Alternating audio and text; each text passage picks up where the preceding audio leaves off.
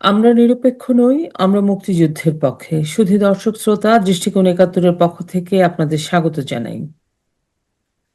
আমাদের আজকের আলোচনার বিষয় আজকের বাংলাদেশে বিপন্ন বিজয় দিবস।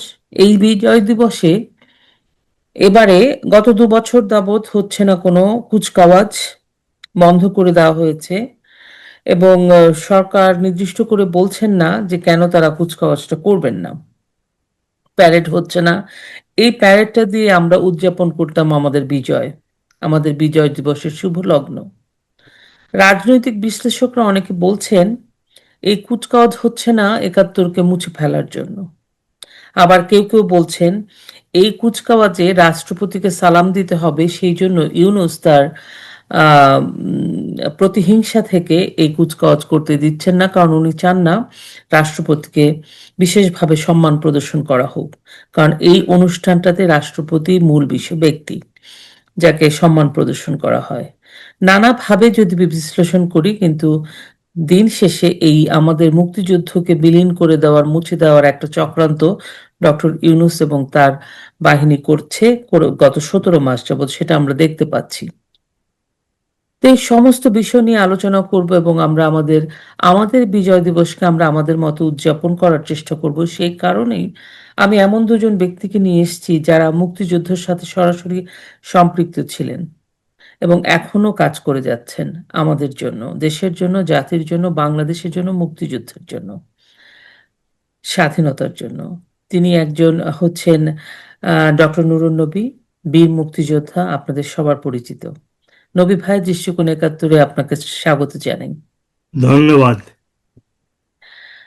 আরেকজন আমাদের অতি প্রিয়, অতি পরিচিত, যারা চেনেন না তারা একটু ভালো করে আজকে চিনে নিন, জানুন। তিনিও হচ্ছেন একজন রণাঙ্গনের মুক্তিযোদ্ধা, সাংবাদিক। তিনি ১৯৭১ সালে তিনি বাংলাদেশের নন, তিনি ভারতীয় সাংবাদিক, কিন্তু রণাঙ্গনে উনি সমস্ত মুক্তিযুদ্ধের সময়কার তথ্য খবর সংগ্রহ করতেন। জেলায় থেকে জেলায় ঘুরে বেরিয়েছেন বাংলাদেশের। সেই তথ্যগুলো সংগ্রহ করে বিশ্ব মিডিয়াতে পৌঁছে দিয়েছেন। আমাদের বাংলাদেশের মুক্তিযুদ্ধকে মানুষের কাছে প্রতি মুহূর্তে প্রতি খবর উনি পৃথিবীর মানুষের কাছে জানিয়েছেন। তিনি হচ্ছেন মানস ঘোষ। দাদা, আপনাকে দৃষ্টিকোণ ৭১-এর পক্ষ থেকে স্বাগত জানাই। ধন্যবাদ। আমাকে আপনারা আপনাদের প্রোগ্রামে আমন্ত্রণ জানিয়েছেন বলে আমি খুব ভালো লাগছে আজকে, উম, খুব ভালো লাগছে। দাদা, আমরা আসলে খুব চিন্তা করে আপনাদের দুইজনকে এনেছি, কারণ দুইজনই মুক্তিযুদ্ধের সাথে ওতপ্রোতভাবে জড়িত ছিলেন এবং দুজনই মুক্তিযোদ্ধা এবং এখনো পর্যন্ত আমাদের দেশের জন্য কাজ করে যাচ্ছেন। উম, আমি প্রথমে নবী ভাই আপনাকে জিজ্ঞেস করতে চাই, এই যে বিজয় দিবসের কুচকাওয়াজটা হচ্ছে না, এটা তো আমাদের একটা ঐতিহ্য থাকে না? এটা তো আমাদের একটা ঐতিহ্য ছিল। এটা আমাদের একটা এই কুচকাওয়াজ দিয়ে, এই প্যারেডটা দিয়ে আমরা আমাদের বিজয় উদযাপন শুরু করতাম। আজকে তো হচ্ছে না, কিছুই হচ্ছে না, তার মধ্যে এটাও হচ্ছে না। এটা নিয়ে ২য় বছর যে হচ্ছে না। আপনি কি বলবেন এই নিয়ে? প্রথমে আপনাকে ধন্যবাদ জানাচ্ছি আজকে এই অনুষ্ঠানে আমাকে আমন্ত্রণ করার জন্য। বিশেষ করে মানস দা, আপনি বললেন যে তিনি ৭১-এর রণাঙ্গনে সাংবাদিকতার কাজ করেছেন ভারতীয় হয়েও। আমি খুব সম্মানিত বোধ করছি ওনার সাথে একই অনুষ্ঠানে অংশগ্রহণ করার জন্য। একজন মুক্তিযোদ্ধা হিসাবে আজকের দিনে যে প্রেক্ষাপটে আমরা এখানে সমবেত হয়েছি, অত্যন্ত দুঃখের ব্যাপার। আনন্দের পরিবর্তে দুঃখের ব্যাপার, এবং আমার মানসিক অবস্থা আমি ভাষায় প্রকাশ করতে পারবো না। যে দেশের জন্য, যে স্বাধীনতার জন্য জীবন দিতে গিয়েছিলাম, ৯টি মাস বনে জঙ্গলে কাটিয়েছি, পাক শত্রুর মুখে দাঁড়িয়েছি। আমি ৩বার ভারতে গিয়েছি ভারতীয় বাহিনীর কাছ থেকে অস্ত্র আনার জন্য, কারণ আমরা টাঙ্গাইলে যুদ্ধ করতাম, যেটা বাংলাদেশের অভ্যন্তরে। আমাদের কোনো সাপ্লাই লাইন ছিল না, অস্ত্র ছাড়া তো যুদ্ধ করা যায় না।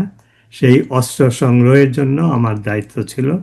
আমি ৩বার জীবনের ঝুঁকি নিয়ে যমুনা নদী দিয়ে, তারপরে গারো পাহাড় ক্রস করে আমি মেঘালয়ের মানকাচর এবং বর্ডার, বিএসএফ এর বর্ডার ঘাঁটি, পরাখাসিয়া, ঢালু, এগুলো ক্রস করে আমি 3বার গিয়েছি।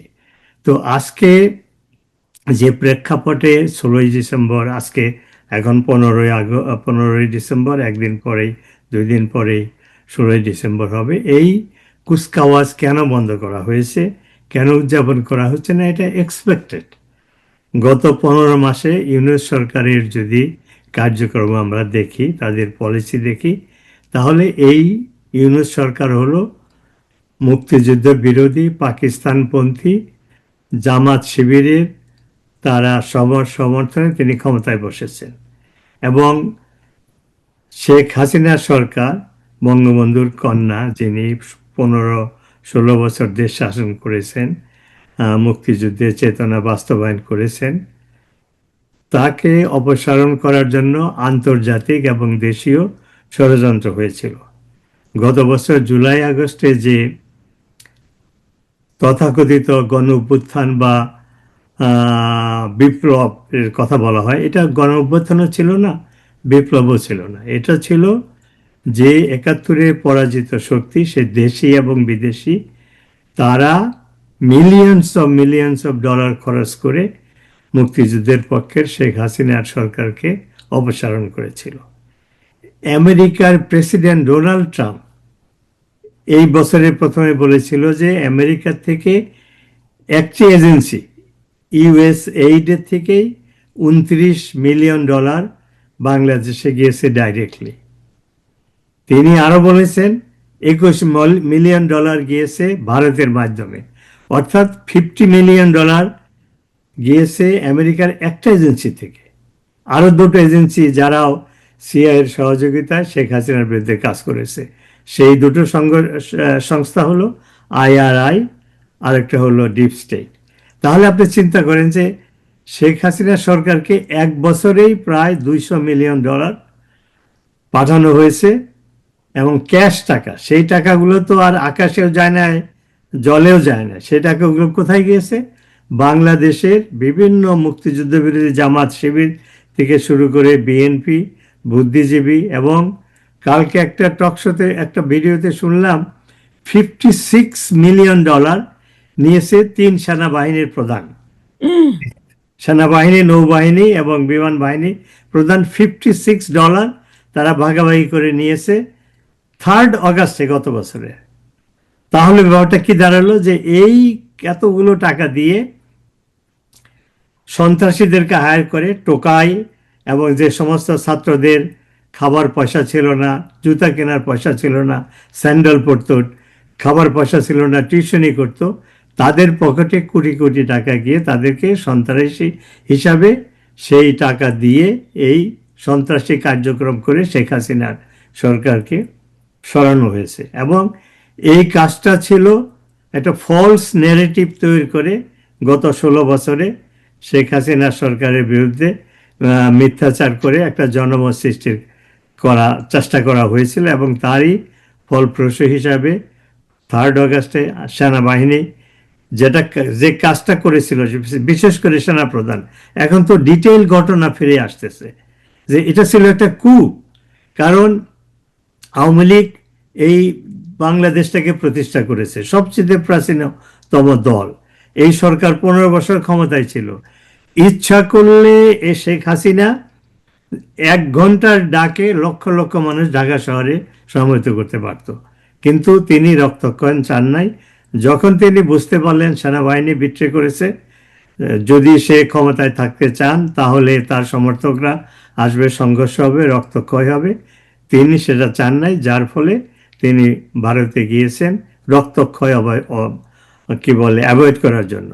তাহলে এই যে ইউনূস ক্ষমতায় এসে কি কাজ করলো? শেখ হাসিনার বিরুদ্ধে তারা ফলস ন্যারেটিভ তৈরি করেছিল যে শেখ হাসিনা দুর্নীতিবাজ। সে নবী ভাই, তারা আমি শেষ করছি আমার এই প্রশ্নটা, যে এর জন্যই মানে জনগণের কি একটা অংশকে, ছাত্রদের একটা অংশকে তারা ভুল বুঝাতে পেরেছিল, প্রতারণার শিকার হয়ে তারা সাপোর্ট করেছিল। কিন্তু গত বছর যে ঘটনা ঘটেছে, আমি যেটা বলতে চাচ্ছি, সেটা কোনো গণ অভ্যুত্থান ছিল না, সেটা কোনো বিপ্লব ছিল না, সেটা ছিল টাকার বিনিময়ে সন্ত্রাসী হায়ার করে একটা সন্ত্রাসী ঘটনা। তো এই সরকার ক্ষমতায় এসেই মুক্তিযুদ্ধ বিরোধী কাজ করেছে। বিজয় দিবস গতবারে তারা উদযাপন করে নাই। বঙ্গবন্ধুর যে বঙ্গবন্ধুর স্মরণে যে জাতীয় দিবসগুলো, সেই 7ই মার্চের ভাষণ, এগুলো তারা প্রচার করে নাই। বঙ্গবন্ধুর বাড়ি তারা 3বার ভেঙেছে, মুক্তিযোদ্ধাদেরকে আহ্বান করেছে। তো কাজেই আজকে যে এই যে কুচকাওয়াজ বন্ধ করা হয়েছে, মুক্তিযোদ্ধাদের অপমান করা হচ্ছে, বঙ্গবন্ধুকে অপমান করা হচ্ছে, এটা এক্সপেক্টেড। কারণ হলো ইউনূস হলো 71-এর মুক্তিযুদ্ধ বিরোধী সরকারের প্রতিনিধি, পাপেট। সে বিদেশি এবং দেশি মুক্তিযুদ্ধ বিরোধী সরকার গ্রুপগুলোর পাপেট। তো তার হিডেন এজেন্ডা থেকে এখন প্রকাশ্য এজেন্ডাই হলো মুক্তিযুদ্ধর ইতিহাস ধ্বংস করা, মুক্তিযুদ্ধের নেতাদেরকে অপমান করা। এবং এগুলোর উদ্দেশ্য কি, যে এগুলো করে সে বাংলাদেশটাকে একটা মিনি পাকিস্তান অথবা বাংলাদেশকে সেই তালেবানি রাষ্ট্র প্রতিষ্ঠা করার লক্ষ্যে সে এই কাজগুলো করেছে। আমি এখানে থামি, মানুষদার কাছ থেকে শুনবো। ধন্যবাদ। ধন্যবাদ নবী ভাই, আসছি আপনার কাছে। দাদা, যেটা আমরা আসলে বুঝতেই পারছি, দেখছি সব, এবং আমাদের নবী ভাই বললেন, এই যে বিজয় দিবসকে ভুলুণ্ঠিত করা, আপনারা মুক্তিযুদ্ধের সময় নবী ভাই যেমন 3বার অস্ত্র আনার জন্য বর্ডার ক্রস করে ভারতে গেছেন, ঠিক তেমনি ভাবে এবং জীবন বাজি রেখে মুক্তিযুদ্ধ করেছেন। আপনি খবরের জন্য এই প্রান্ত থেকে ও প্রান্তে বাংলাদেশের জেলায় জেলায় ঘুরে বেরিয়েছেন, প্রতিটা কাজ জীবনের ঝুঁকি নিয়ে করেছেন। কিন্তু আজকের দিনে যখন আপনি দেখেন যে বাংলাদেশে মুক্তিযোদ্ধাদের এবং স্বাধীনতার ইতিহাসকে, বঙ্গবন্ধুকে মানে মুছে দেওয়ার চেষ্টা করা হচ্ছে, 32 ভেঙে ফেলা হচ্ছে, আপনার তখন কি মনে হয়, আপনার অনুভূতির? এবং বারবার ভারতকে টার্গেট করা হচ্ছে, অ্যান্টি ভারত একটা ইজম যেটা ছিল মানে চাঙ্গা করে দিচ্ছে আরো বেশি। আপনার তখন কিরকম কি অনুভূতি হয়? অনুভূতিটা তো খুবই খারাপ, খুবই খারাপ। মানে দিদি কি বলবো, আমার চোখে জল চলে আসে যখন দেখি যে বুদ্ধিজীবী হত্যা দিবস, এতে রায়ের বাজারে যে এটা আছে, ওদের যে স্মারকটা আছে, সেখানে গতকাল কোনো লোক ছিল না। চিন্তা করা যায়, যেখানে মানুষের ঢল 14 তারিখ রাত্রি 12টা থেকে 13 তারিখে রাত্রি 12টা থেকে মানুষের ঢল যেটা শুরু হয় এবং সারাদিন চলে, এবং হাজার হাজার লক্ষ লক্ষ লোকের ভিড়, যেখানে সেখানে দেখলাম কালকে 2-3টে লোক ঘুরে বেড়াচ্ছে, যে ছবিটা দেখলাম, আর কয়েকজন ফটোগ্রাফারকে দেখলাম, তারা ক্যামেরা নিয়ে বসে আছে, অপেক্ষা করছে যদি ভিড় টিড় হয়। তো এটা দিদি, আমি একেবারে মর্মাহত যে সব কি বাঙালি জাতি ভুলে গেল? এতই তাদের মেমোরি সো শর্ট, এতই ক্ষীণ তাদের স্মৃতি। কি করেছিল পাকিস্তানিরা এবং তাদের দোসররা? এখন শুধু দিন রাত কি স্বৈরাচারের মানে বোঝে, ফ্যাসিজমের মানে বোঝে? ফ্যাসিজম আসলের রূপটা কি সেটা ওরা জানে? সেটা জানে না। They use words about which they have no knowledge, they have no sense, and they don't understand. ফ্যাসিজমের মানে ওরা কেউ বোঝে না। এটা এমন একটা, আমাদের সাবকন্টিনেন্ট, বিশেষ করে এই দুই বাংলায় এমন ভাবে এটাকে লুজলি ইউজ করে করে করে করে এমন জায়গায় নিয়ে যাওয়া হয়েছে যে মানুষকে এটা বলে বলে তাকে ভুল বোঝানো হয়েছে সবকিছুই ফ্যাসিজম। এটা আমি মেনে নিতে পারি না। হ্যাঁ দিদি, ভারতকে তো ভিলেন অফ দ্য পিস বানাবার তো সেই আপনার 16ই ডিসেম্বর থেকে, 71-এর 16ই ডিসেম্বর থেকে শুরু হয়েছে। আর শুধু ভারতকে কেন, আওয়ামী লীগ সরকারকেই। আপনার মনে আছে 16ই ডিসেম্বর একটা 16th একটা কি বলতো 16th ফোর্স বলে, এইসব যারা জামাতের লোক ছিল, সব আলবাদার এরা, তারা সব পাকিস্তানি অস্ত্র শস্ত্র নিয়ে ঢাকা একেবারে বাড়ি বাড়ি গিয়ে আহ, ডাকাতি করে লুটপাট করে একেবারে 16 সিক্সটিন ডিভিশন বলা হতো ডিভিশন, তাদের। আমরা বলতাম হ্যাঁ 16 ডিভিশন। হ্যাঁ 16 ডিভিশন বলা হতো। তো এই এরা সেই লুটপাট করে বাড়ি গাড়ি সব দখল করে মোটরসাইকেল দখল করে নিয়ে তারপর ওটা কি হলো, ঘুরিয়ে দিল, বললো যে সব ইন্ডিয়া করাচ্ছে এবং এগুলো লুট করে সব ইন্ডিয়াতে চলে যাচ্ছে। হ্যাঁ, তো ভারত তো has been the target all through, এবং এটা তো করাচ্ছে তো পাকিস্তান। যে পাকিস্তানি শক্তি আপনার শেখ হাসিনাকে ক্ষমতা থেকে সরবার জন্য একটা একটা আন্তর্জাতিক ষড়যন্ত্র তো সেই আপনার বঙ্গবন্ধুর সময় থেকে শুরু হয়েছে, এবং সেটা যার কালমিনেশন হলো 5ই আগস্ট, যাই হোক বলে, কিন্তু এটা চলবে এবং এর সাথে এই লড়াইয়ের সাথে বাঙালিকে কিন্তু যুঝতে হবে। যারা নিজেদের বাঙালি বলে আইডেন্টিফাই করে এবং এখনো মনে করে বেঙ্গলিজ, সত্যি যদি বাঙালি থাকে, বাঙালি রক্ত তাদের ধমনীতে বইছে, তাহলে আমার স্থির বিশ্বাস দিদি, they will stand up and they will resist, একেবারে রীতিমতো যুদ্ধে যাবে। সমর 71-এ যেমন গিয়েছিল, লুঙ্গি পরে ছেলেরা, গায়ে গেঞ্জি আর কাঁধে একটা ঝোলা নিয়ে বর্ডারের ওপারে চলে যেত, গিয়ে কোথায় ইউথ ক্যাম্প আছে সেখানে গিয়ে নাম লেখাতো, নিয়ে তারপর চলে যেত ট্রেনিং ক্যাম্পে। আই ফোরসি আ ডে, আমি পরিষ্কার দেখতে পাচ্ছি, কেননা যেদিকে যাচ্ছে নির্বাচন বাংলাদেশে হবে না, ইউনুস হতে দেবে না। দিস ইজ কালকে যে পরশুদিন কি হাদি বলে কি এক অর্বাচীন একটা লোককে গুলিবিদ্ধ হয়েছে, সেটাকে that is part of his conspiracy. ও যেমন করে হোক, এটা তো শুরু হলো, now he will create a situation, এমন একটা অবস্থার তৈরি করবে যাতে করে পরে বলবে যে নির্বাচন করার বাতাবরণ দেশে নেই। এবং আমি আমি ও সেই নিজেকে 2029 পর্যন্ত টেনে নিয়ে যাবে, হ্যাঁ, 5 বছরের ক্ষমতায়। তারপর কি হবে সেই বুঝবে। This is not only his game plan, but game plan of all the foreign conspirators, সব বিদেশি যারা ষড়যন্ত্র করেছে। আমেরিকা আছে, ইউরোপিয়ান ইউনিয়ন আছে। আমি বলছি, আপনারা তো ইউরোপিয়ান ইউনিয়ন সম্বন্ধে বিরাট ধারণা। they are part of the conspiracy also. May not be active but inactive. ওরা সবই জানে। উম, কেননা ইউনুসকে টলারেট করছে কেমন করে, দেখছি যে this man is a not a failure, সব দিক থেকে সে একেবারে ফেল করেই চলেছে, and has already turn Bangladesh into a failed state. হ্যাঁ, কিছুই চলছে না বাংলাদেশে, economy is on the verge of collapse. দেশটাকে তো বিক্রি করে দিয়েছে আমেরিকার হাতে, বিদেশিদের হাতে। বাংলাদেশে তা কিছু নেই। এইগুলো যদি আওয়ামী লীগের সময় করতো, সেন্ট মার্টিনও আমেরিকার হাতে চলে গেছে। হ্যাঁ, কারণ ওখানে তো কোনো লোক বাংলাদেশকে যেতে আর দেওয়া হয় না।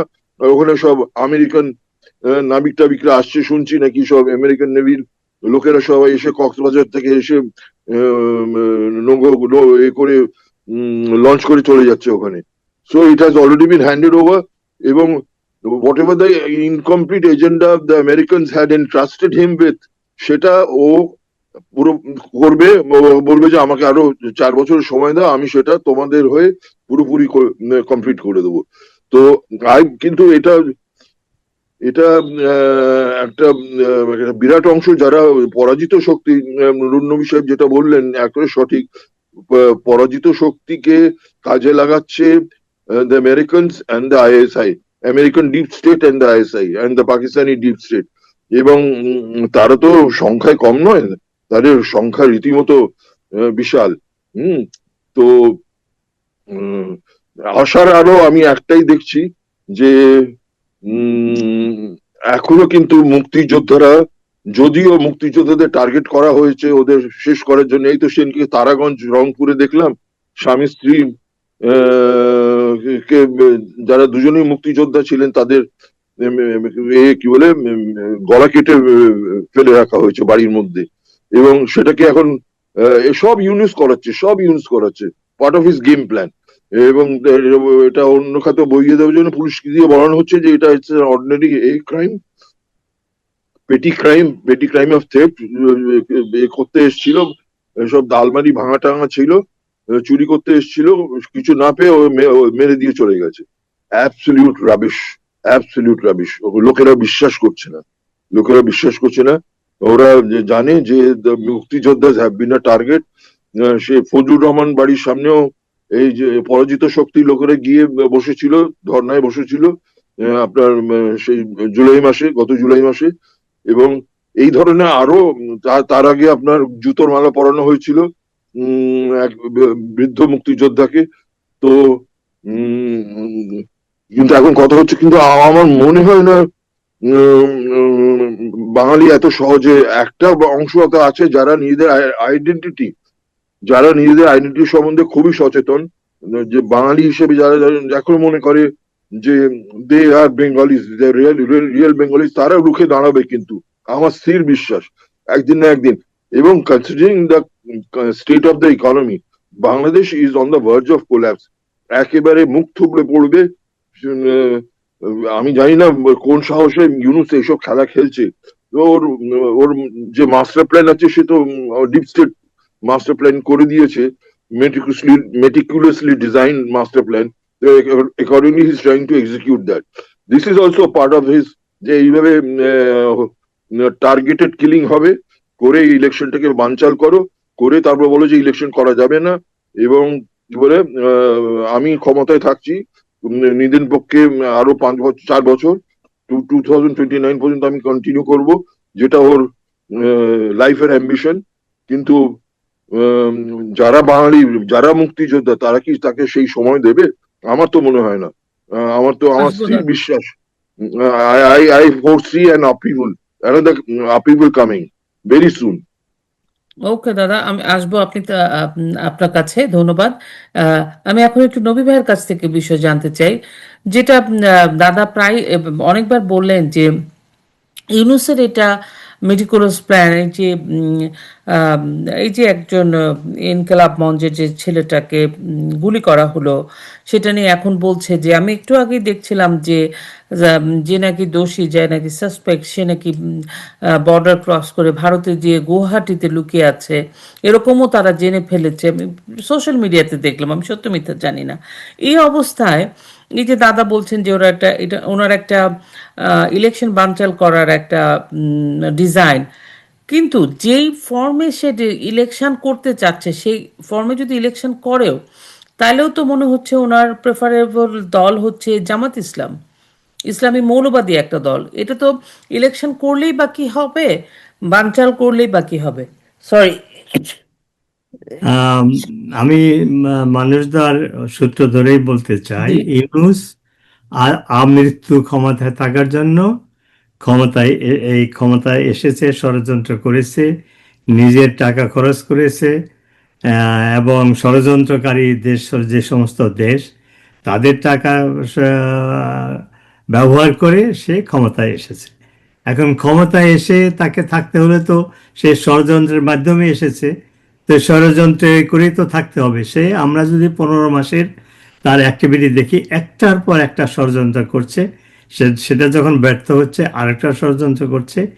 এইভাবেই যে ইলেকশন, তার যদি আমৃত্যু ক্ষমতায় থাকতে হয়, তাহলে কি করতে হবে?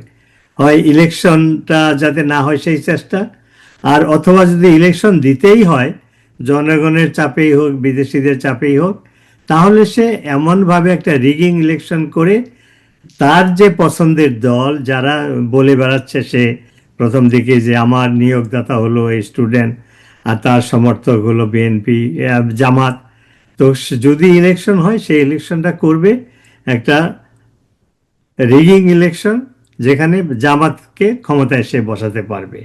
এবং জামাত অলরেডি কিন্তু বাংলাদেশের সেই ইউনিয়ন পর্যায় থেকে শুরু করে ক্ষমতার বা রাষ্ট্রের সমস্ত স্তরে তারা অলরেডি বসে আছে, বিশ্ববিদ্যালয়গুলো তারা দখল করেছে। বাংলাদেশে 30 লক্ষ লোক শহীদ হয়েছে, 2 লক্ষ মা বোন সম্মানহানি করেছে কারা? পাকিস্তানি সেনাবাহিনী। সেই সেনাবাহিনী সম্পর্কে চিটাগাংয়ের প্রো ভাইস চ্যান্সেলর সে বলেছে যে পাকিস্তানি সেনাবাহিনী এই কাজ করতে পারে না। কি বলে, এই যে গতকালকে ছিল বুদ্ধিজীবী হত্যা, বলতেছে যে এই বুদ্ধিজীবী হত্যা পাকিস্তান বাহিনী করতে পারে না। করতে পারে না। তার মানে জামাতের যদি এই মুক্তিযুদ্ধ বিরোধী ক্ষমতায় না থাকতো তাহলে তার ওই ক্যাম্পাসে পা দেওয়ারই তার যোগ্যতা নাই। আর সে প্রো ভাইস চ্যান্সেলর হয়ে সাফাই গাইছে পাকিস্তান সেনাবাহিনী এই কাজ করতে পারে না। অথচ আমরা জানি প্রায় 3000 বাংলাদেশি বুদ্ধিজীবীদের লিস্ট ছিল রাও ফরমান আলী, জেনারেল রাও ফরমান আলীর খাতায়, এবং জেনারেল রাও ফরমান আলী দুজন ছাত্রের মাধ্যমে, ইসলামী ছাত্র সংঘের সদস্য, তাদের মাধ্যমে সেই বুদ্ধিজীবী হত্যার প্ল্যানটা এক্সিকিউট করেছিল। একজন ছিল আশরাফুজ্জামান খান, আরেকজন ছিল মঈনুদ্দিন চৌধুরী। আশরাফুজ্জামান খানের 16ই ডিসেম্বরের পরে সে পাকিস্তানে পালিয়ে যায়। তার ডায়েরিতে যে লেখা আছে সেখানে যে সমস্ত লোকদের নাম লেখা ছিল তাদের ভিতরে লাল দাগ দেওয়া যাদের ছিল এই ধরনের সবাইকে হত্যা করা হয়েছে, এবং তার ভিতরে 10-12 জন বিশিষ্ট বুদ্ধিজীবী সে নিজ হাতে হত্যা করেছে। মঈন চৌধুরী, সে ঢাকা বিশ্ববিদ্যালয়ের তারই শিক্ষকদেরকে সে অপহরণ করে পাকিস্তানিদের হাতে দিয়েছে, তাদেরকে হত্যা করা হয়েছে। অর্থাৎ এই যে ঘটনাগুলো ঘটছে বাংলাদেশে ইউনূসের নেতৃত্বে, সেটা মুক্তিযুদ্ধ বিরোধী। উদ্দেশ্য হলো মুক্তিযুদ্ধের চেতনা, মুক্তিযুদ্ধের ইতিহাস সেটা বন্ধ করে, নির্বাচন বন্ধ করে সে আজীবন ক্ষমতায় থাকবে। কি তার থেকে কি করবে? সে বাংলাদেশটাকে, আমি আগেই বলেছি, মিনি পাকিস্তান অথবা আফগানিস্তান বানাবে। এবং সে ইউনূস ক্ষমতায় এসে কি করলো? এসেই প্রথমেই মৌলবাদী সন্ত্রাসী যারা শেখ হাসিনার আমলে অপরাধের জন্য কনভিক্টেড ছিল, যাদের জেল হয়েছিল, তাদের সবাইকে সে ছেড়ে দিল। কোর্টে শত শত মৌলবাদী সন্ত্রাসীদেরকে বেল দিয়ে দিল। তারপরে জেলখানায় যারা অপরাধের ইয়েতে জেল খাটছিল তাদেরকে জেল ভেঙে তাদেরকে মুক্ত করা হলো। এবং এটা আমার কথা না, শেখ হাসিনার কথাও না, নিউ ইয়র্ক টাইমসে হেডলাইন হয়েছিল যে ইউনূস হলো sponsor of religious fundamentalist in Bangladesh. তো সেই কাজটা সে করে কি, উদ্দেশ্যটা কি? যে ধর্মীয় এই মুক্তিযুদ্ধ বিরোধী এই ধর্মীয় গ্রুপরা এসে বাংলাদেশে কি করবে? বাংলাদেশের মুক্তিযুদ্ধের 4টা স্তম্ভের একটা স্তম্ভ ছিল অসাম্প্রদায়িক সমাজ ব্যবস্থা। হিন্দু, মুসলমান, খ্রিস্টান সবাই সমান অধিকার ভোগ করবে। এই মৌলবাদীরা এসে এটাকে একটা পাকিস্তানি পন্থী, একটা মৌলবাদী ইসলামিক রাষ্ট্র বানাবে। এবং ইসলাম শান্তির ধর্ম। যে সমস্ত দল ইসলামকে ব্যবহার করে রাজনীতি করে তাদের সমর্থনে ইউনূস ক্ষমতায় টিকে আছে এবং টিকে থাকতে চাচ্ছে। সেটা কি? সেটা হলো এই যে জামাতে ইসলাম এবং শিবির। তারপরে হিজবুতুল তাহেরি একটা সন্ত্রাসী দল, ধর্মের নামে, ইসলামের নামে তারা সন্ত্রাসী করে। এই দলটা পাকিস্তানেও নিষিদ্ধ, আমেরিকাতে নিষিদ্ধ। ইউনূস ক্ষমতায় বসে হিজবুল তাহরির যে নেতা বোরহানি, খুব সম্ভব, বা এই ধরনের একটা নাম, তাকে ছেড়ে দিয়েছে। সে এখন বাংলাদেশের রাস্তায় প্রকাশ্যে হিজবুল তাহরির আদর্শ উদ্দেশ্য প্রচার করছে, ব্যানার নিয়ে মিছিল করছে ঢাকা শহরে।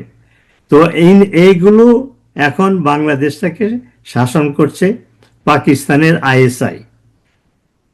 ইউনূসও সম্পূর্ণ ক্ষমতায় নাই। ইউনূস ওই আইএসআই, তার সমর্থক, তারা টাকা পয়সা দিয়ে, অস্ত্র দিয়ে জামাত শিবিরকে সাহায্য করছে।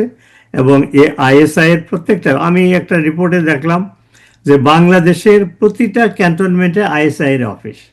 এই আইএসআই কে? পাকিস্তান সেনাবাহিনীর গোয়েন্দা বিভাগ। তারা 71-এ কি করেছিল? আমাদের মা বোনদের সম্মানহানি করেছিল।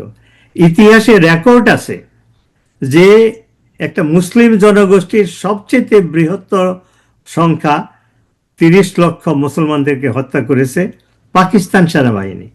সেই সেনাবাহিনীর জেনারেলরা বাংলাদেশে টহল দিচ্ছে। ওই দিন এক রিপোর্টে দেখলাম 4000 পাকিস্তানি সেনা অফিসার বাংলাদেশে এসেছে ভিসা ছাড়া। তাদের কি র্যাঙ্ক, কি উদ্দেশ্যে, কোথায় আছে, কোনো রেকর্ড নাই। আসছে যাচ্ছে তারা। হ্যাঁ, তো তারা অর্থাৎ এই বাংলাদেশটাকে মৌলবাদী, সন্ত্রাসী এবং মাইনরিটি হিন্দু সম্প্রদায়ের উপরে যে অত্যাচার হচ্ছে, হিন্দু সম্প্রদায়ের যে নেতা তাকে ও মিথ্যা অজুহাতে জেলখানায় রেখেছে। ভারত আমাদের এই গত বছরের অগাস্টের ঘটনায় আমরা যারা মুক্তিযুদ্ধের পক্ষের শক্তি আছি, আমরা যেমন ক্ষতিগ্রস্ত হয়েছি, আজকে এই বিজয় দিবসের প্রাক্কালে আমাদের যে মনে ব্যথা, ঠিক ভারতও এইভাবে ক্ষতিগ্রস্ত হয়েছে।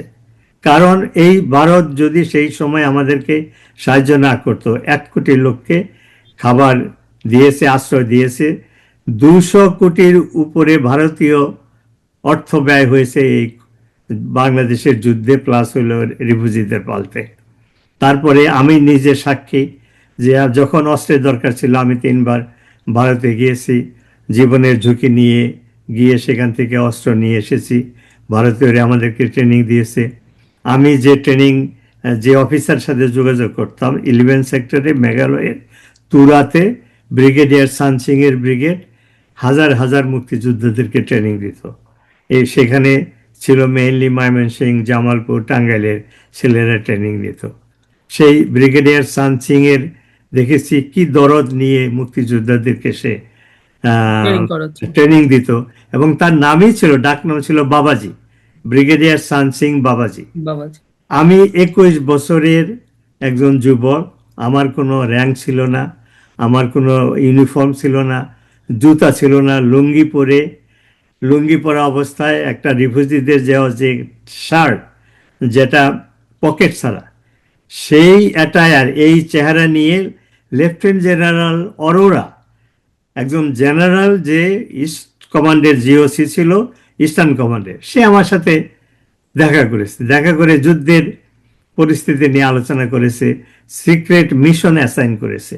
তো ভারত এত দরদ নিয়ে বাংলাদেশের কে স্বাধীন করেছে, এবং কত 50-54 বছর যে ব্যবসা বাণিজ্য হয়েছে, যোগাযোগ হয়েছে, দ্যাট ওয়াজ মিউচুয়াল।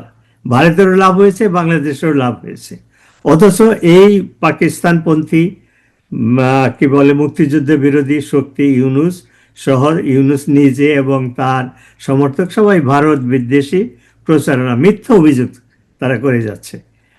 এই যে চুক্তি হয়েছিল যখন বঙ্গবন্ধুর সাথে ইন্দিরা গান্ধীর, সেটা একটা ফেয়ার এগ্রিমেন্ট ছিল, সেটার বিরুদ্ধে প্রচার হলো যে শেখ মুজিব বাংলাদেশের স্বাধীনতা বা স্বায়ত্তশাসন ভারতকে দিয়ে দিয়েছে।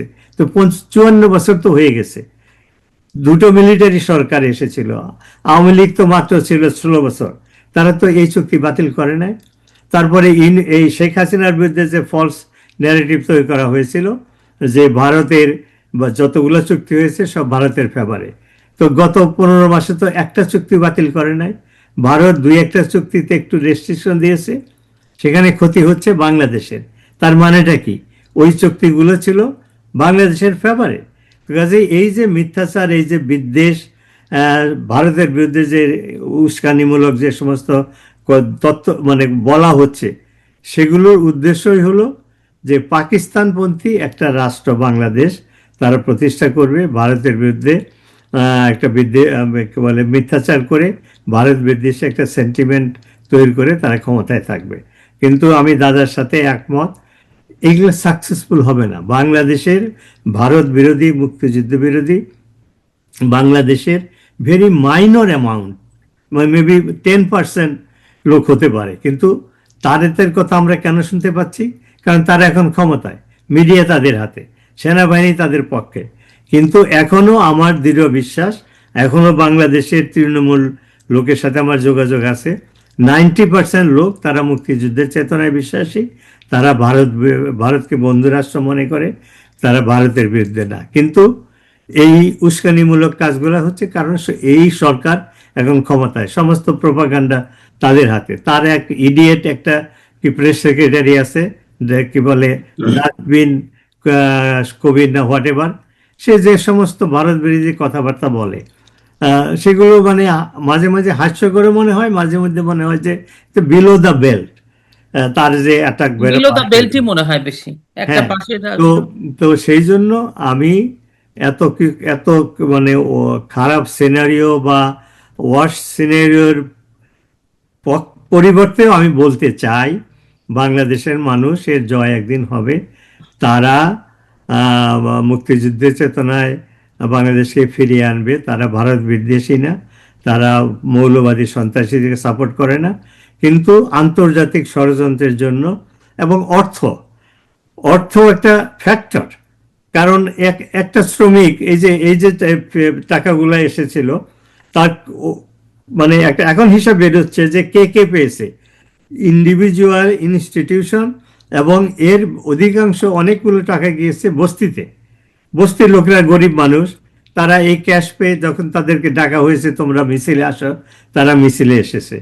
তো কাজেই এইভাবে ম্যানিপুলেট করে দেখানো হয়েছে যে একটা গণ অভ্যুত্থান বা একটা বিপ্লব। আসলে শেখ হাসিনার বিরুদ্ধে যেটা হয়েছে এটা ষড়যন্ত্র, সেটা বিপ্লবও না, সেটা কি বলে গণ অভ্যুত্থানও না, সেটা ছিল টাকার বিনিময়ে সন্ত্রাসীদেরকে হায়ার করে ভারত বিরোধী, মুক্তিযুদ্ধ বিরোধী এই সরকারকে প্রতিষ্ঠা করা হয়েছে। কিন্তু এদের পতন হতেই বাধ্য।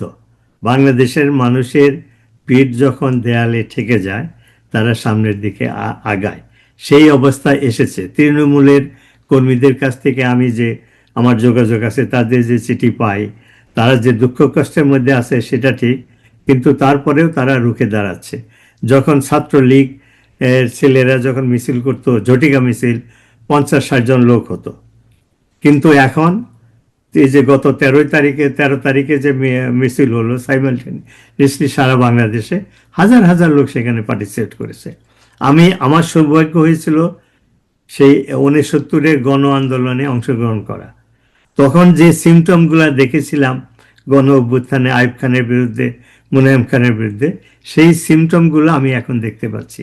সেটা কি, 13 তারিখের যখন কি বলে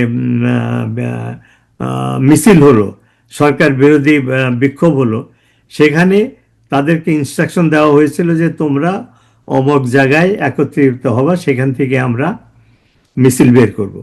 তো এই তৃণমূলের কর্মীরা যখন সেখানে যাচ্ছিল, বাসের ড্রাইভার এদের কাছ থেকে পয়সা নেয়নি, রিক্সায় আলারা ফ্রি তাদেরকে রাইড দিয়েছে। তারপরে একটা তৃণমূলের কর্মী আমাকে বলেছিল যে তাদের একটা গ্রুপ 50-60 জনের পুলিশের ধাওয়া করে তাদের একটা আশ্রয় দরকার ছিল। তারা তখন বস্তিতে গিয়ে আশ্রয় নিল, বস্তির লোকেরা দরজা খুলে দিয়ে তাদেরকে আশ্রয় দিয়েছে। এগুলো হলো গণ অভ্যুত্থানের সিমটম। কারণ বাংলাদেশের এমন অর্থনৈতিক অবস্থা, দাদা উল্লেখ করেছেন, মানুষ না খেয়ে আছে। রিক্সাওয়ালা, শ্রমিক, যাদেরকে জিজ্ঞেস করবেন তারা বলে আমরা আগেই ভালো ছিলাম, আমরা শেখ হাসিনাকে চাই। তো এই ইউনূস সরকার 15 মাসে, শেখ হাসিনা যখন সে ভারতে চলে যায়, তখন বাংলাদেশটাকে আইন শৃঙ্খলা, অর্থনীতির যে পর্যায়ে রেখে গিয়েছিল, সেখানে বিদেশিরা বলতো বাংলাদেশকে শেখ হাসিনা উন্নয়নের রোল মডেলে রূপান্তরিত করেছে। এবং সেটা আমার কথাও না, শেখ হাসিনার রেটরিকও না, সেটা IMF, ওয়ার্ল্ড ব্যাংক তারা বলেছে। সেই উন্নয়নের রোল মডেল দেশটাকে, যেখানে শান্তি শৃঙ্খলা ছিল, মহিলারা মধ্যরাতে চলাফেরা করতে পারতো, সেই মহিলারা এখন রাতের বেলা দূরের কথা, দিনের বেলায়ও রাস্তাঘাটে তারা সিকিউর না, তাদের বাড়িতে ঢুকে তাদের মহিলাদেরকে রেপ করা হচ্ছে। অর্থনীতি ধ্বংস হয়েছে। যে দুর্নীতির যে অভিযোগে তারা তথাকথিত বিপ্লব করার চেষ্টা করেছিল, সেই দুর্নীতি 1000 গুণ বেড়েছে।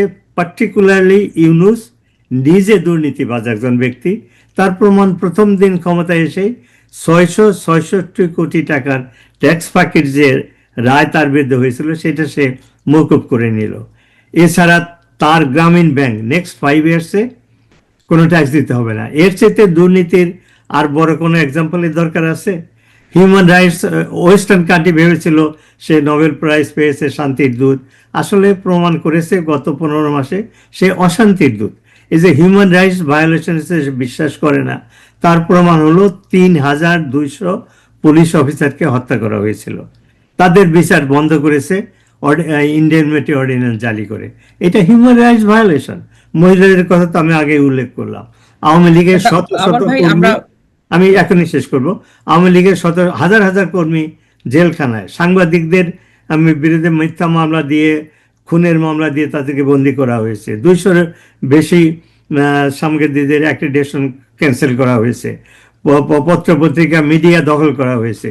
কাজে এই সমস্ত ফিরিস্তি সারা রাত আমি বলতে পারবো ইউনূস ওয়েস্টার্ন কান্ট্রি তাকে যে বসিয়েছিল সে শান্তির দূতে, সে গণতন্ত্রে বিশ্বাস করে, সে দুর্নীতি করবে না, সে হিউম্যান রাইটসে বিশ্বাস করে, সবগুলো মিথ্যা প্রমাণিত হয়েছে। এবং বিদেশি যারা তাকে ক্ষমতায় বসিয়েছিল, টাকা পয়সা সাহায্য করেছিল, তারাও আস্তে আস্তে বুঝতে পেরেছে। এবং আমরা প্রবাসে যারা আছি আপনার মতো যারা কি বলে অ্যাঙ্কর, আমি যতটুকু সামান্য চেষ্টা করি, এরকম হাজার হাজার প্রবাসীরা ইউনূসের মুখোশ খুলে দেওয়ার চেষ্টা করছে। এবং বিশেষ করে শেখ হাসিনা গত মাসে যে 10-12টা মিডিয়াতে ইন্টারভিউ দিয়েছেন, সেখানে তিনি কাউন্টার চার্জ করেছেন। একটা চার্জ হলো যে বলছে শেখ হাসিনা কোটি কোটি টাকা পাচার করেছে। শেখ হাসিনা বলেছে যে অ্যামাউন্টটা বলেছে সেটা বাংলাদেশের টোটাল বাজেটের চেয়ে কয়েক গুণ বেশি। তা আমি যদি এতগুলো টাকাই পাচার করতাম তাহলে আমি দেশের উন্নয়ন কিভাবে করেছি। তিনি কাউন্টার চার্জ করেছেন যে ইউনূস কত টাকা পাচার করেছে সেটার হিসাব বের করেন। শেখ হাসিনার কাছে মানে টাকার অঙ্কের হিসাব রয়েছে যে ইউনূস কোটি কোটি টাকা কিভাবে দেশে পাচার করছে।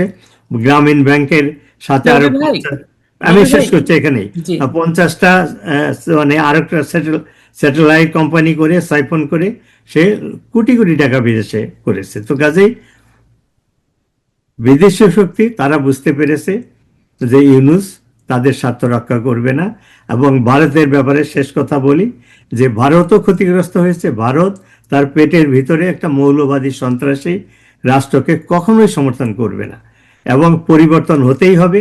সেটা কিভাবে হবে সেটা কেউ বলতে পারছে না, হয়তো ভারতও সিদ্ধান্ত নিতে পারছে না। ভারত যদি পাকিস্তানের মতো একটা রাষ্ট্র হতো এর আগেই শক্তি প্রয়োগ করে এর সমাধান করত। কিন্তু ভারতে ম্যাচিউর গণতন্ত্র রয়েছে, ভারতের লিডারশিপরা তারা মোর রেসপন্সিবল, তারা চিন্তা ভাবনা করে ঠান্ডা মাথায় সিদ্ধান্ত নেবে বলে আমি আশা করি। অনেক ধন্যবাদ নবী ভাই। আমরা একদম শেষের দিকে চলে আসছি। দাদার কাছ থেকে জানতে চাই, আমরা তো এই যে ইউনূসের যে একজন যে সত্যি কথা বলতে দুষ্কৃতিকারী এবং একজন মানে একজন প্রচন্ড পরিমাণে একটা অসৎ মানুষ, ভণ্ড একজন মানুষ, সেগুলো তো প্রতারক আমরা প্রতারক প্রতারক আমরা বুঝে গেছি। কিন্তু দাদা, এখন যেটা প্রশ্ন এসে দাঁড়িয়েছে, আপনি বললেন যে বাংলাদেশের মানুষ জেগে উঠবে। নবী ভাই, আমরা সবসময় দেখছি যে মানুষ রেডি, কিন্তু রাজনৈতিক তো একটা দল লাগবে, একটা নেতৃত্ব লাগবে। সেভাবে চিন্তা করলে এখন আপনি একজন বর্ষিয়ান সাংবাদিক হিসেবে আপনার অনেক অভিজ্ঞতা, আপনার কি মনে হয় আওয়ামী লীগকে দৃশ্যতই তো রাজনীতির মাঠে নেই, আওয়ামী লীগকে নামতে দেওয়া হচ্ছে না, কিন্তু আসলে ঘুরে দাঁড়াবে কিভাবে? এবং একটা অনেক বেশি চাপ ভারতের সাথে আছে। এই যে দেখেন, ভারতের যে হাই কমিশনারকে ডেকে নিয়ে গেল, একটা ছেলের গুলি লেগেছে, তার জন্য বাংলাদেশের কথা বলছি। এই যে কথায় কথায় ভারতকে অ্যাকিউজ করা, ভারতকে ইনস্টিগেট করা, আবার এবং শেখ হাসিনা ভারতে আছে, এটাও তাদের একটা, আমার তো ইদানিং মনে হচ্ছে যে এটা তাদের কাছে আসলে তাদের জন্য, ইউনূস গভর্নমেন্টের জন্য সুবিধাই হয়েছে ভারতকে একটা চাপের মধ্যে রাখা। কি তারা আওয়ামী লীগই বা কিভাবে ফিরবে? এই টোটাল বিষয়টা আপনি কিভাবে ব্যাখ্যা করবেন? কারণ ইউনূসকে আমরা বুঝে দিদি গেছি, পৃথিবী বুঝে গেছে আর দিদি কি। দিদি একটা কথা পরিষ্কার, there is no alternative to Sheikh Hasina. হ্যাঁ, জি হ্যাঁ, তিনি এখনো কর্মক্ষম, এখনো নেতৃত্ব দেবার ক্ষমতা ধরেন, শারীরিকভাবে এখনো সুস্থ, মানসিকভাবে সুস্থ, এবং তিনি তো অলরেডি যুদ্ধের মধ্যে নেমে গেছেন। এটা তো মানতে হবে, তিনি অলরেডি তো যুদ্ধের মধ্যে নেমে গেছেন। এবং যেভাবে নানান ধরনের ডিরেকশন দিচ্ছেন, তার সব যারা তৃণমূল স্তরে যেসব কর্মীরা আছে, হুম, যারা লেট ডাউন করেছে, তারা হলো তার নেত্রীর তলায় যারা আছেন, তারা তারা তাদের রোলটা প্লে করছেন না। এবং সেখানে তারও কিছুটা দোষ তো ওনারই, কেননা উনি এদের সব তোল্লা দিয়ে ওপরে তুলেছেন এবং তারা কোনো কাজের কাজ কিচ্ছু করছে না। কিচ্ছু তাদের এলাকায় এলাকায় কোনো কাজের কাজ কিছু কয়েকজন করছে অবশ্য, কিন্তু বেশিরভাগই করছে না। এবং কয়েকজন তো হাইলি সাসপেক্ট, তাদের চাল চলনে ইট রেজেস সাসপিশন যে ওদের ভূমিকাটা কি। তো আহ, আওয়ামী লীগ দিদি, এটা মনে রাখতে হবে যে আওয়ামী লীগের এখনো কমিটেড 35 থেকে 40% ভোটার আছে। আচ্ছা। আপনারা তো ভালো জানেন না, কিন্তু আমি যতটা জানি 35 থেকে, সেটা হয়তো এই গত আপনার 15 মাসে হয়তো বেড়ে এখন 40-এর বেশি হয়ে গেছে। 40-এর বেশি হয়ে আরো যত সময় যাবে তো আরো সেটা বাড়বে। এবং মানুষ তো অস্থির হয়ে যাচ্ছে যে একটা রেজিম চেঞ্জ দরকার দরকার, না হলে পরে তারা বাঁচবে না, তাদের বর্তমান প্রজন্মও বাঁচবে না। Bangladesh will be doomed for ever.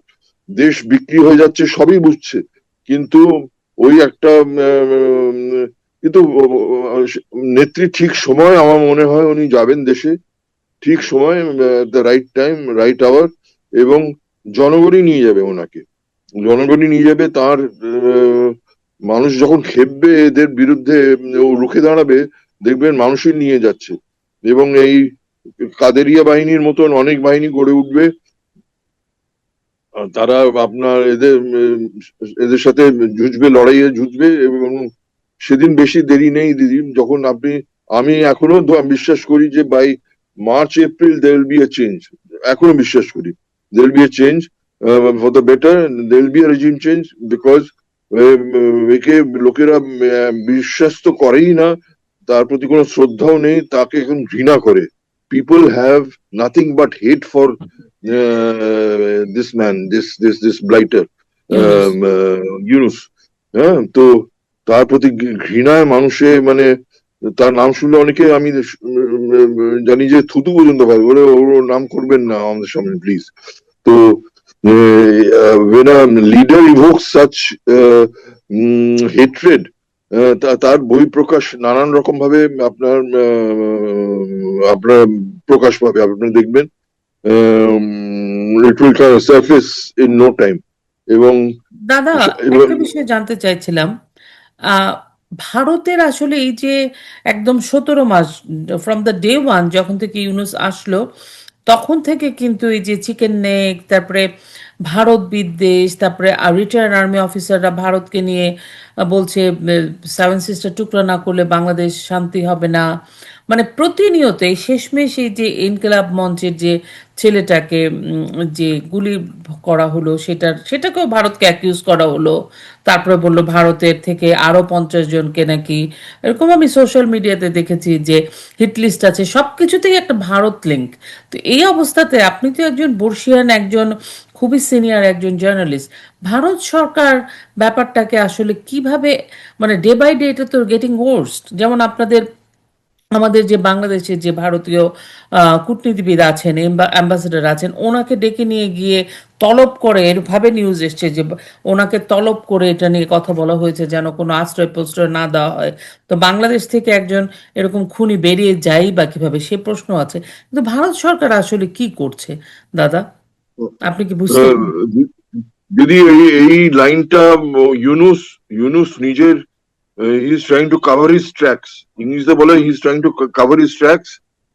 ও যে নিজে করিয়েছে এই খুনটা সেটা ও জানে, এবং the best way to cover it up হচ্ছে যে ইন্ডিয়ার ঘাড়ে চাপিয়ে দেওয়া। এবং এটা এই যে তলব করা, প্রণয় বর্মাকে, আমাদের হাইকমিশনকে তলব করা, এগুলোর মধ্যে দিয়ে মানুষের কাছে একটা বার্তা দিচ্ছে, দেখো আমি ইন্ডিয়া করেছে, এটাকে আরো বিশ্বাসযোগ্য করে তোলা। কিন্তু মানুষ জানে কারা করেছে, ইন্ডিয়ার যে কোনো দায় পড়েনি এর মতন একটা চুনোপুটিও নয় তাকে হত্যা করার ষড়যন্ত্র। এবং ইন্ডিয়া তো এই ধরনের রাজনীতিতে বিশ্বাস করে না। ইন্ডিয়া কি এর সময় কাউকে হত্যা করেছিল 71-এর সময়? হ্যাঁ, মুক্তিযোদ্ধাদের করেছিল, ট্রেনিং দিয়েছিল, তাদের অস্ত্রশস্ত্র দিয়েছিল, সবই দিয়েছিল। কিন্তু গুপ্ত হত্যা, targeted killing has not been India's forty ever. কোনোদিন ভারত এটা করেনি। এবং এ নিজের দুষ্কর্মটা, নিজের যে গেম প্ল্যানটাকে ঢেকে রাখার জন্য ইন্ডিয়ার উপর আপনার একটা চাপিয়ে দেবার জন্য হাই কমিশনারকে ডাকলেন? সব সব সব all of this is part of that game plan. যেমন করে হোক কভার আপ ইউর ট্র্যাকস এবং ইন্ডিয়ার ঘাড়ে দোষটা চাপাও। সব পাকিস্তানি গেম প্ল্যান, সব Pakistani game plan, Pakistani American. এবং এটা করে মানুষকে ভুল বোঝাও, মানুষ ভুল বুঝছে। আহ, এই তো আমার কয়েকজন যারা খুবই পরিচিত, আহ, তাদের এখানে কলকাতায় আসার খুবই দরকার, কিন্তু আর মেডিকেল ভিসা পাচ্ছে না। তো আমাকে তারা বলেছিল যে মানুষরা যদি একটু ব্যবস্থা করে দেন, তো আমি আমার যা সব কন্ট্যাক্ট আছে তাদের বলে ওদের ব্যবস্থা করেছি। তো মানুষ তো সাংঘাতিক ভাবে এবং তারা যখন আসলো এখানে ক্ষিপ্ত, দারুণ ভাবে ক্ষিপ্ত। আমি ভাবলাম যে ওরা কি ইন্ডিয়ার উপর ক্ষেপেছে। উম, বললে না, আসল কথা হলো মানুষকে যেভাবে ভুল বোঝানো হচ্ছে যে সব ইন্ডিয়া আমাদের খেয়ে নিচ্ছে, আমাদের শেষ করে দিল। আর আর কিছু কাগজ আছে, এই যে মতিউর রহমানের প্রথম আলো, এ তো যেসব জরিপ টরিপ করছে পুরো খেলা একটা, সেই আবার part of that meticulous design, is again part of that meticulous design. এই করে মানুষকে ভুল বোঝানো। এবং মানুষ কিছুটা, যারা বোঝার তারা বুঝে ফেলেছে যে ইন্ডিয়া এই ধরনের কাজ করবে না, ওকে মেরে হাত বন্ধ করবে না, কিংবা শেখ হাসিনা ওকে মেরে হাত বন্ধ করবে না। ওকে মেরে কি লাভ, ও কে, হু ইজ হি। তো এটা এটা আরো গেম প্ল্যানটা হলো যেমন করে হোক নির্বাচনটাকে ভন্ডুল করে দাও, করে দিয়ে সো দ্যাট হতে পারবে না, এবং আমি আমৃত্যু ক্ষমতায় থাকবো যতদিন বাঁচবো। উনি তো ভাবেন যে উনি 100 বছরের বেশি বাঁচবেন। তো অলরেডি তো কথা চালু করে দিয়েছেন যে উনি